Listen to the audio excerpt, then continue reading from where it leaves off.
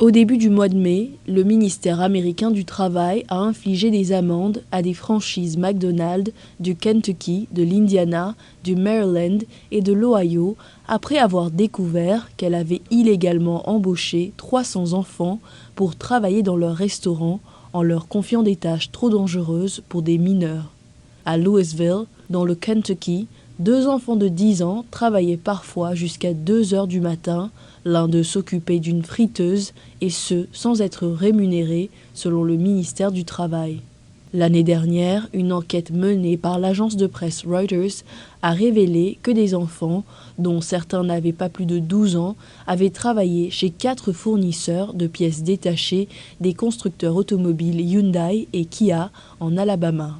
Des enquêtes menées par le New York Times ont également révélé des pratiques illégales de travail des enfants dans les chaînes d'approvisionnement de Ford, General Motors, J.Crew, Walmart, Target et Whole Foods.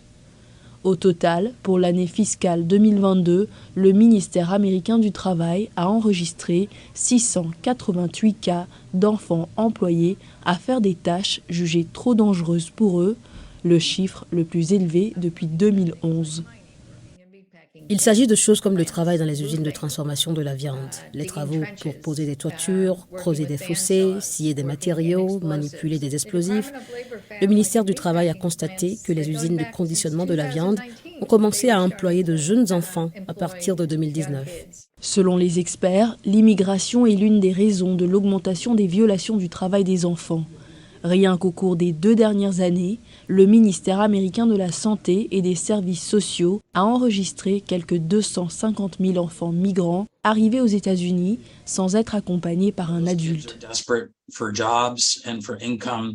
Ces enfants sont désespérément à la recherche d'un emploi et d'un revenu à envoyer en Amérique centrale et au Mexique. Ils doivent également payer les frais pour rembourser leur arrivée aux États-Unis, des frais de passeurs.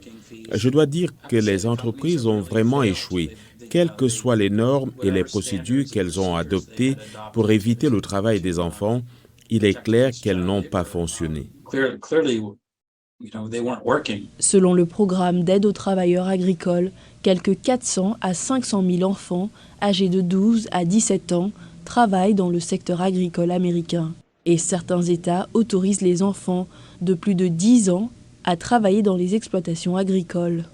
Selon le Centre national pour les enfants en situation de pauvreté, plus de 11 millions d'enfants aux États-Unis vivent actuellement sous le seuil de pauvreté fédérale.